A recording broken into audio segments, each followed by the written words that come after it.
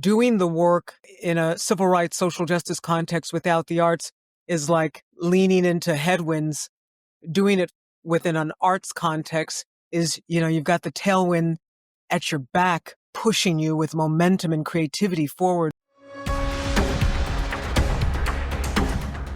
This is a moment like none other where art makers and artists are really going to have to use their creative voices so that we don't normalize what we're experiencing. We're not going to be able to do it one person at a time. It's going to take a full community taking care of each other.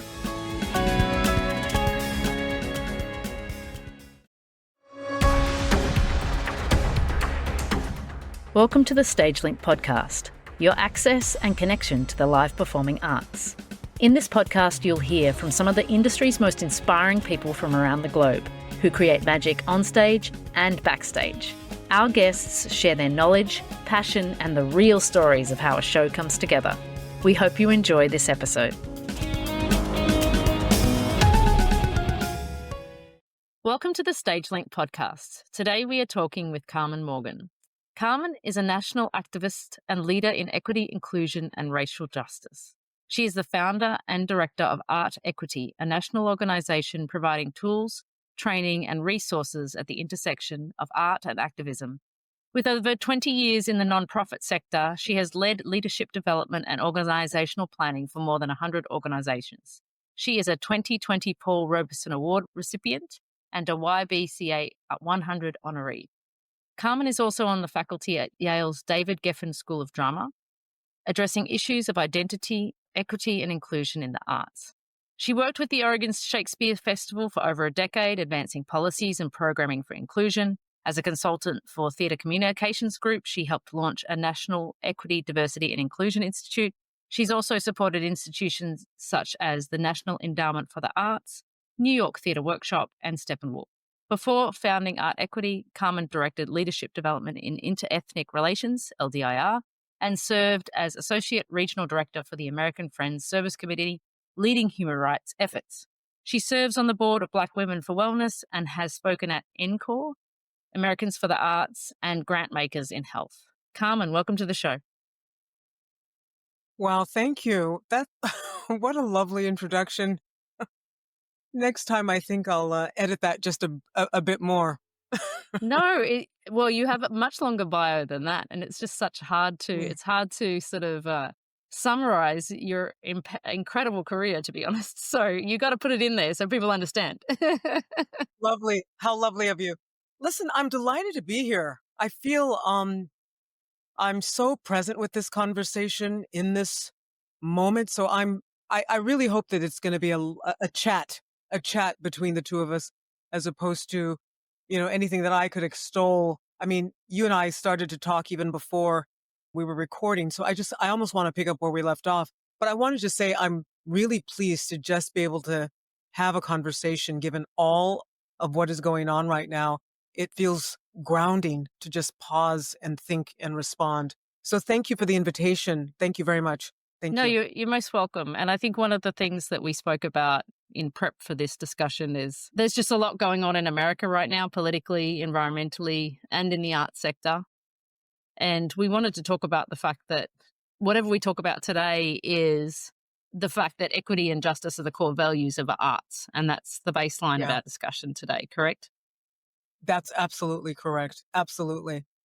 I'm going to depart and then we'll come back. I had prior to working in the arts, had a really solid trajectory in civil rights, social justice organizations, just doing, racial justice work or monitoring human rights violations, policy work, advocacy work, community organizing work. And that work was impactful and necessary and urgent. But honestly, it really wasn't until I started working in the arts, doing that kind of work through an arts perspective, that I really felt I experienced shifts, attitudinal changes, cultural shifts. There's something about the art having access to people's spirits, to their hearts. Mm. And for me, it's not hyperbole. I've seen it. I mean, you can only do so many door knocking campaigns, but stop and have an analog experience with folks and create a little community together. And it's just it's a different experience. So just to say that I come to it from with a respect for the continuum that we use to do this work. There's not just Mm. one way. But for me, the arts has absolutely been, um, the analogy I use is doing the work in a civil rights, social justice context without the arts is like leaning into headwinds. Doing it within an arts context is, you've got the tailwind at your back pushing you with momentum and creativity forward. So yeah, finally found my people. I love that. For those who are like our international listeners and who may or may not be following the news, can you give Yeah, a little bit of context of some of the recent events that are sort of impacting the arts and cultural sector in America right now? sure. Well, there have been a series of executive orders that have not just impacted the arts, but a whole slew of nonprofit organizations doing work on the front lines. Everything from cultural arts institutions to international aid organizations to just down the way, the Humane Society that takes care of animals. We're all reeling from extraordinary, I think, even those who were expecting things to be challenging did not expect this. It's unprecedented, quite frankly. And I think that what's unfortunate is the attempt to create fear has hit its mark. Folks are scrambling. There's immigrant rights organizations and individuals who are scrambling. I live in a sanctuary city, and even my city is having to prepare a legal defense. I live in a sanctuary state, and the state that I live in has to be ready for a legal defense just to be able to put itself in between the state and individuals' human rights. So it is a time it's pretty extraordinary. Hmm. I guess it could Yeah. feel like quite helpless at this point. What do you think the arts community, how do we start to let sit with that and maybe even respond to that in a way? Not to solve the world's problems in a conversation, but where do we start with taking that in, and what could we do with that? What would you recommend that how we be in this space now? Yeah. I want to say, I hope that this doesn't sound trite, but I think I see it time and time again. I was, uh, not only am I, dealing with some of the, fallout from our current administration, but I live in a city that just went through a very large, wildfire. We are literally a disaster area. And the neighbors were out front talking after evacuation and coming back into their homes and just commiserating with one another. And these are folks who, had just come from a briefing with the city council person who was talking about water safety and air safety, the quality of air and safety. One person said, well, it's times like these that we're really going to need the arts more than ever. Unprompted. And these are not folks that, I know through that lens. These are just my neighbors. And I remember it's that rudimentary that we Uh, know it's a source of hope. Absolutely, it's a source of hope.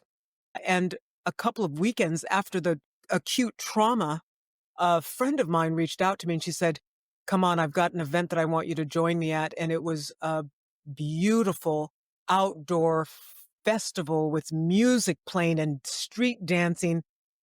That's what the arts does. On the one hand, it gives us hope. It brings us back to a baseline for the human spirit.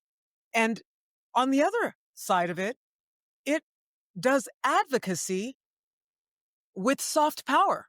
It creates and agitates folks and pushes them in ways that no piece of policy ever can, So, and I would also say a third piece is beyond hope and beyond changing people's hearts and minds, the leadership that is coming from the arts, the way that folks are working collaboratively, creating those models are models to be a point of reference.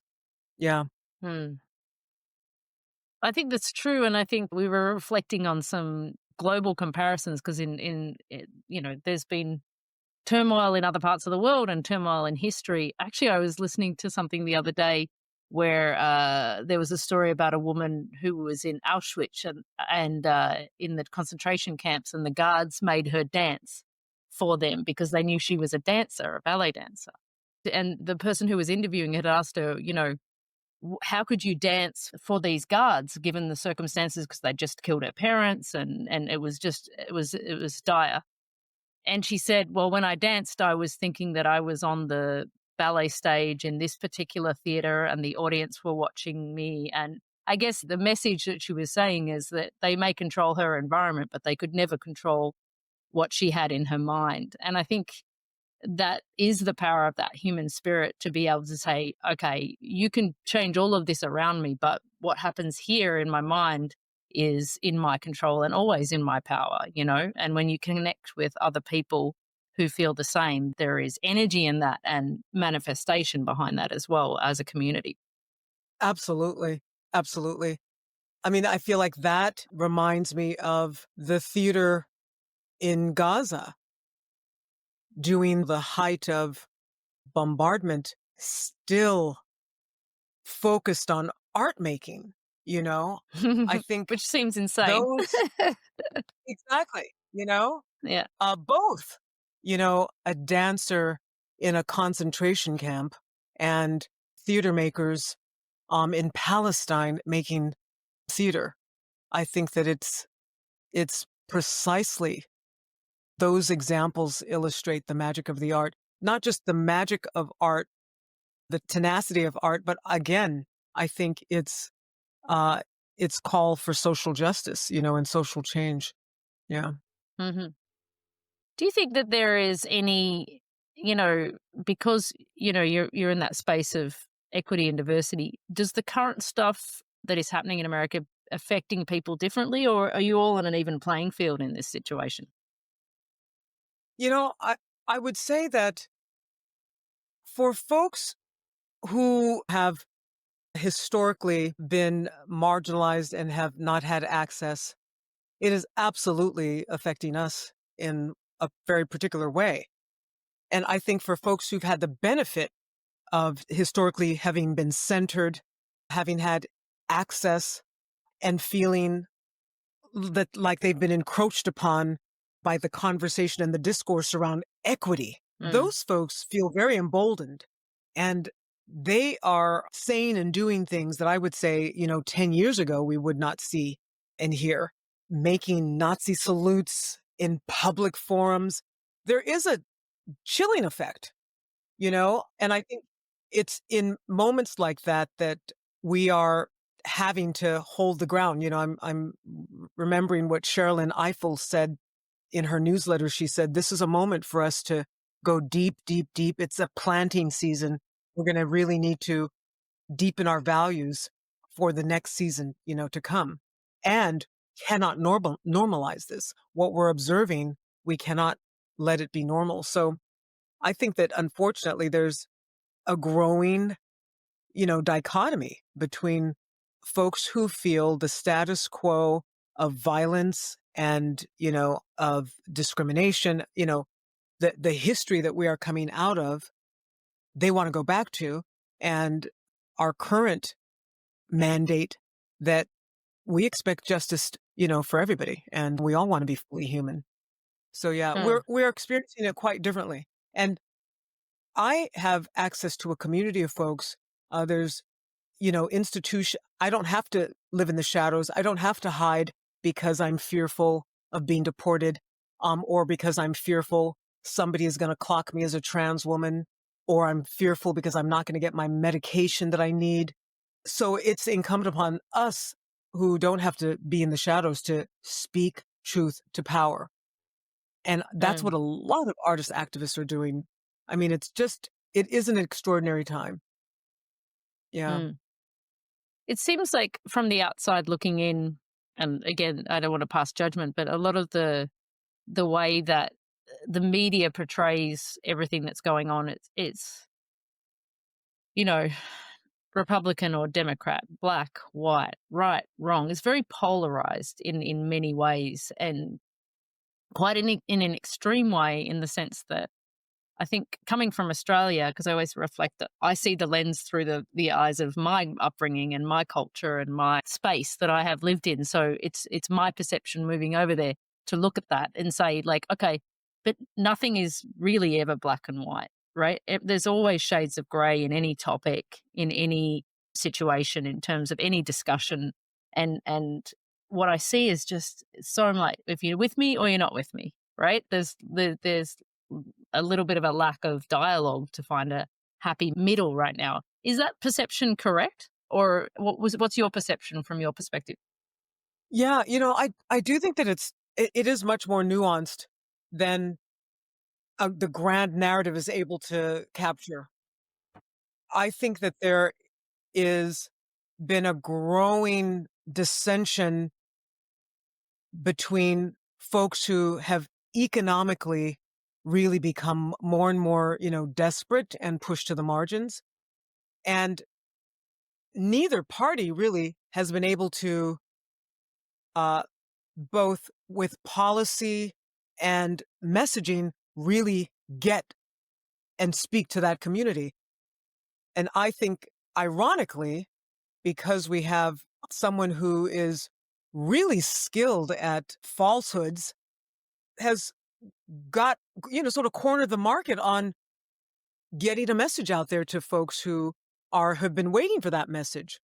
Hmm. What's not happening though are policies to speak to that, community. So that community it's mostly working class, disenfranchised folks economically who really, you know, this message has is working on.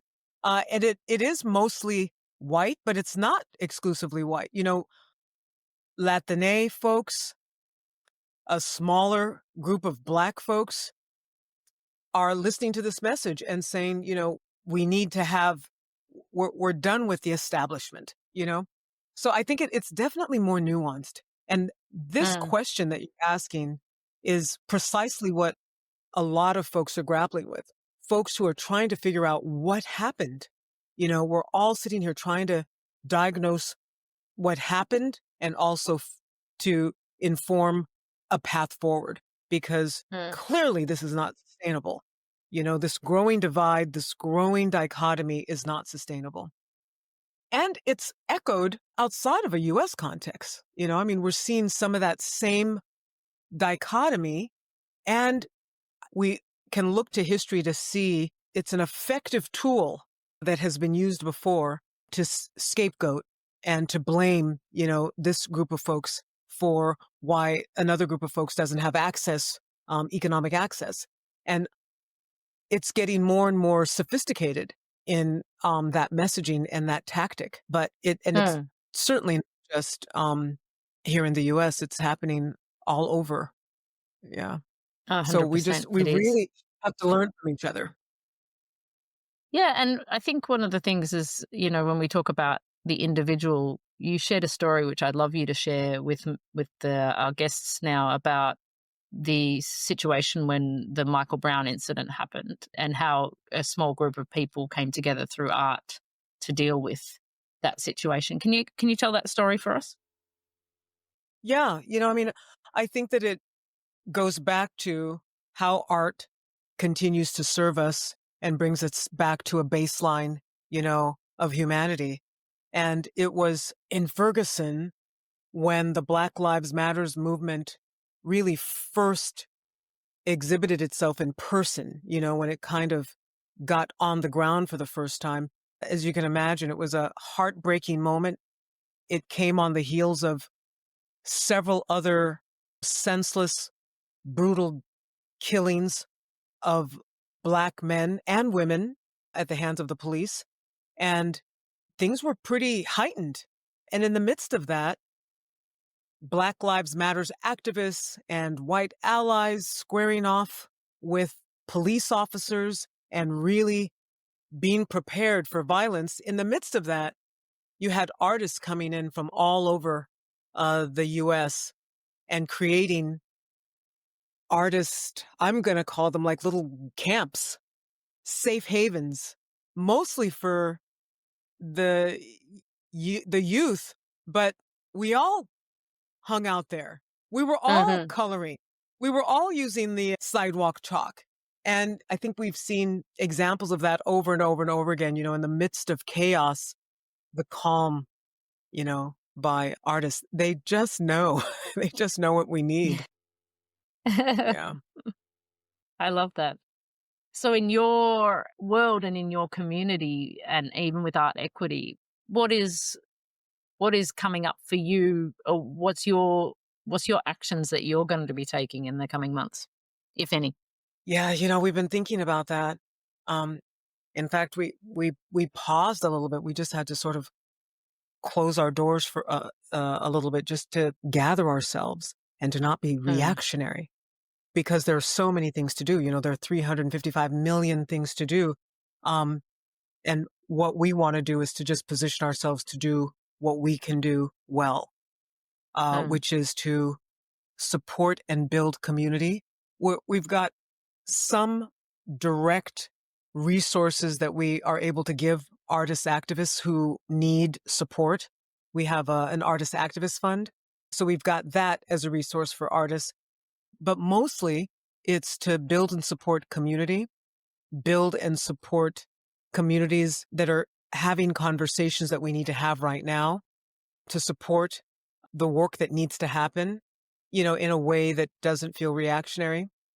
That's mostly what we're doing. We continue to do, you know, I'm calling it community organizing in as much as we are still holding conversations to support understanding how power is being used in a particular situation and how to equalize power or disrupt it. So we're still supporting those kind of conversations, but more and more we're really thinking about how do we gather folks virtually and also in person so that we can really manage this situation with some intention and not just, be flailing about.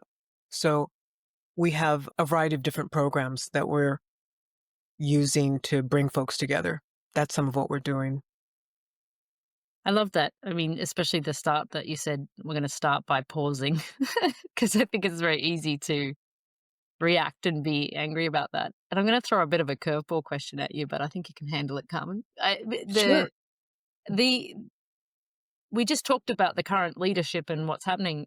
What for you is the future of leadership that is a positive influence on society and culture?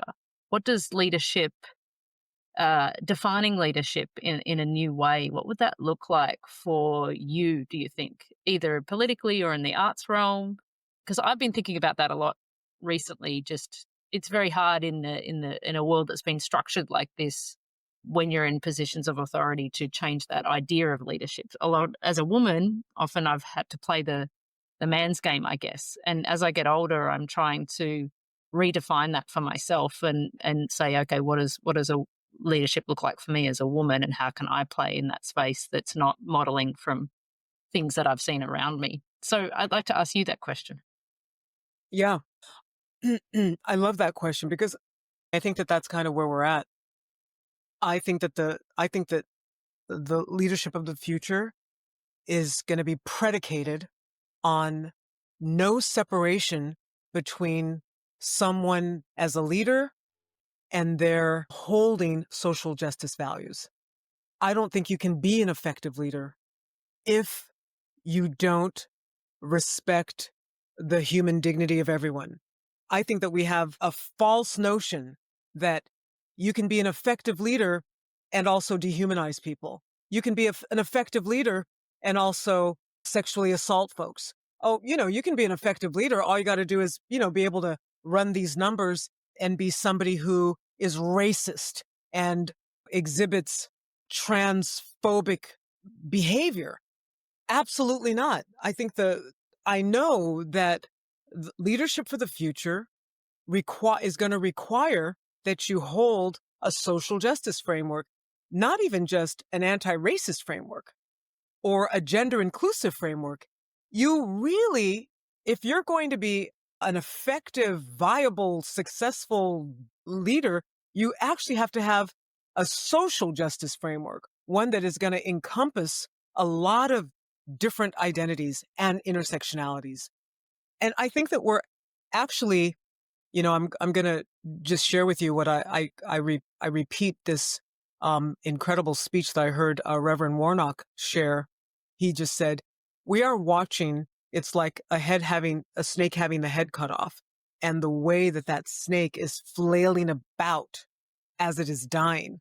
I think that that's a moment that we're going through because what are the odds that justice is not going to prevail? 100 years ago, folks were working towards justice. I mean, this is an eventuality. We're just not going to sit down and say, "Okay, we tried that, and now we're good without it." Absolutely not. The next generation and the next and the next. So I think that we're going to get better at recognizing that leadership. These are qualities that define leadership. They're not. There's no doubt about it. Mm. And having seen, this kind of context and this kind of example is probably the impetus, perhaps, if it's so visible and in everybody's face, that this is the time to turn that corner, right? And really focus. Because when we're coasting on something that's kind of okay-ish, there's no impetus for that change, right? Absolutely. Absolutely. We're looking at something where we know that, oh yeah, we've got to level up. We've got to absolutely, Yeah, we've got absolutely evolve. We've gotten way off course here. yeah. Yeah. Yeah, and I think that's a good way to, like you said, activate people to say, okay, this is the time we stand up, we create, we oppose, we get our community together, and we start to demand those shifts. Yeah. And I think the thing that I would say to all artists out there is we cannot normalize what we're seeing. We cannot digest it and, incorporate it, metabolize it, and let it become normal. Mm, We are going to have to speak out, especially I think through the arts, we're able to do it in ways that really can get at people's hearts. The stories that we're telling right now, the stories, what we're watching will inform the stories that we tell next. This is a moment like none other where art makers and artists are really going to have to use their creative voices so that we don't normalize what we're experiencing. mm. No, And I know that that's this is the community to do it. absolutely time for innovation and getting out there. I love that. So, any final thoughts before? I mean, we're almost time's up for us, Carmen. So, any final thoughts about this current situation and any final messages? I remember you told me about the penguin theory, and I can't remember what the penguin theory is. Can you remind me what I'm that gonna is? share That'll be my final thought. I'll share the penguin theory, but, before because we've had a conversation for this moment because, it's touched on a lot of political struggles that we're dealing with, but I do wanna close out. I'm gonna share the penguin theory, but I wanna just close out with the soothing balm that art has always provided to our communities. The singing, the performances, it's always been a source of soothing, hope, inspiring, and that is we're going to be needing more and more of that. But the penguin theory, I work with a team of folks and we were just talking about this was right before we took our strategic pause to just rest and to not feel overwhelmed. because we were getting phone calls. People were emailing us, what are you going to do? And we said, well, in this moment, we could easily be overwhelmed, or we could pause and gather ourselves. And so we decided to pause and gather ourselves. And one of my colleagues said, folks, let's just remind ourselves and remind our community that, one of the ways that penguins keep themselves warm is they just let one penguin stand in the middle, the others stand around that penguin and warm them up. And then another one cycles into the middle and they get warmed up. And then another one gets cycled into the middle and they get warmed up. We're not going to be able to do it one person at a time. It's going to take a full community taking care of each other. And some of us are going to have to tap in and rest. Some of us are going to have to tap in and be active. That's how we sustain the kind of momentum that we're going to need for years to come, because this is not going to be a short journey. But we've got this, we really do. Yeah. Yeah, I love that. Thank you for reminding me of that story. Look, Carmen, it's been such a pleasure to, have a couple of conversations before this podcast and then talked today on the public forum. Really, really nice to connect with you. And thank you so much for sharing your thoughts and your visions and, your ongoing leadership within your community. Thank you so much. And I have to say right back at you, Anna, thank you for using your public forum in this way and for creating a space for lots of voices to be heard. I really appreciate it, especially right now. We really need it. So thank you for doing your part. Thank you for doing more than your part. Kudos. Oh, thank you so much. Thank you for listening to the StageLink podcast. StageLink is an online platform that gives you access and connection to the live performing arts. As a guest, you can read about live performing arts from across the globe and gain insights from performers and artists on stage and all the amazing people who work behind the curtain. If you are an industry professional, StageLink Pro offers jobs, networks, and career support tools, and you can build your own professional profile on the site. As a StageLink podcast listener, you are eligible for 20% off your StageLink Pro membership. Visit us at stagelink.com and when joining, use the code SLPodcast. StageLink, that's StagelYnc.com.